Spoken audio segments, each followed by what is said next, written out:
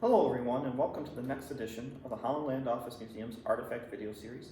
My name is Ryan Duffy and I'm the director of the museum, and this week we're going to talk about two overlooked individuals who left an indelible mark in Batavia's history, and they are two of the early female doctors in Batavia, the first being Dr. Anna Cheney-Spofford, and then the next being Dr. Edith Ryan. Now, between the two of them, they were in practice in Batavia from about 1900 all the way through to the 1950s, and were key in the health of the women and children in Batavia, as their specialty was on female health and babies. Now, they also were important to the health of school children as well, practicing within the schools as a state mandate came down. So they were very integral to the health and well-being of Batavia. So we're going to go through the lives and stories of these two ladies and their impact in the community. So the first one we'll talk about is Dr. Anna Cheney-Spofford, who was born Dr. Anna Cheney. Now, she was born in 1874 in Franklinville, New York, down in the southern tier, but went to UB's medical school at the time and graduated in 1898. Now, upon graduating, she actually went to work at a women's hospital in Detroit, Michigan, but soon came back and actually opened up a practice in Batavia, which she opened with her husband in 1902 after they were married in Franklinville. Now, her husband, Dr. Henry Spofford, also came with her to Batavia, and they opened up an office over 90 Main Street here in Batavia. Soon after moving to Batavia, they would actually build a house on Bank Street where they would actually live the rest of their lives together. Now, in 1927, they actually moved their offices just down Main Street above 96 Main Street, and that's where their offices would last until their ending of the practice decades later. Now, Dr. Cheney-Spofford, as she was known, or Dr. Cheney or Dr. Spofford, depending on her patients. Now, she hyphenated her name for professional reasons, so as not to confuse any patients, but also to maintain her clients. She was very kind and reassuring, but also matter-of-fact with her patients on what was going on with them, and spent a lot of time with pregnant and soon-to-be mothers.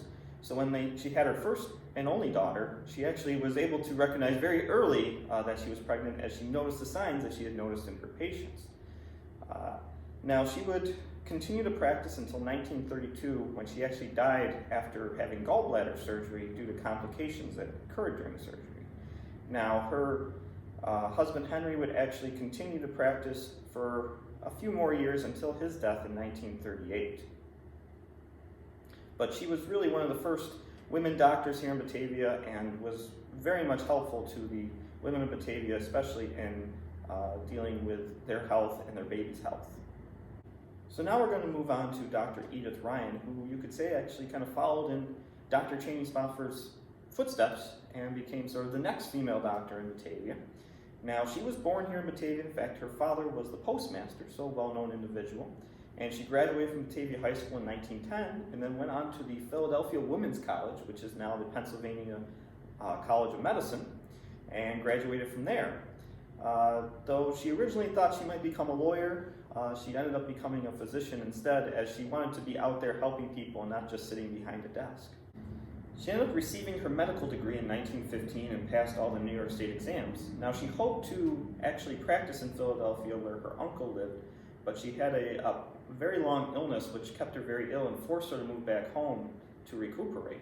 Upon returning and recuperating in Batavia, her father actually bought her office space above in Jackson Street, where she was going to run the physician's office for a year, and if it didn't work out, she returned back to Philadelphia and pursue a different career.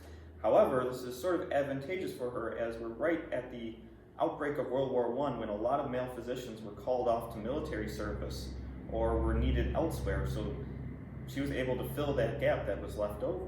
One particular example of this was that she was actually the secretary to a Dr. Snow, who was the county coroner at the time, and a major murder case had happened and they were needed to examine the victim. However, Dr. Snow died, and his then assistant, Dr. Manchester, was called off to service. So she was forced to take over the proceedings of the coroner and actually handle all that really out of the blue and without much experience, but she did very well with it. In 1916, a new state mandate came down that every school needed a physician, essentially, to oversee the medical care of the students, as at this time most children did not receive regular medical care, and it was often left to the schools in order to fill that gap. So Dr. Ryan was hired in that position, and she would actually maintain that position for several years. This ended up being even more beneficial to her practice, as dealing with all the children, people and parents began to get to know her better, and this increased her clientele significantly. And she began to focus on children's health, but also dealing more with mothers as well. In 1935, she actually moved her office above 61 Main Street, and she would actually have her office there until she retired in 1957. Dr. Edith Ryan would die at the age of 96 in 1989 at her home on East Main Street, where she had lived basically her entire life, and that's where she ended up retiring to after closing down her practice, after practicing for over 42 years. Now, in the case next to me, we do have some obstetrician tools that were not necessarily used by these two ladies, but they were very good examples of what they might be using on some of their patients, especially pregnant women. So we've got at least some examples of what they would be doing and the tools that they would be using.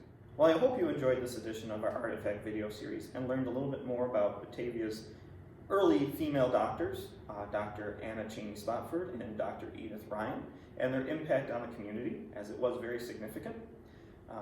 If you've enjoyed this video, be sure to check out the rest of them on our channel, Holland Land Office Museum, and give a thumbs up to any, or maybe even subscribe to the channel, as it does help us out a little bit and gets you notified quicker when we release new material. But as always, the best way to come and learn more about these subjects and many more is to stop by the museum and yourself and check it out, as we'll be happy to share even more stories and you can see everything up close and personal. But as always, we'll see you next week with our next video, and we hope to see you at the museum.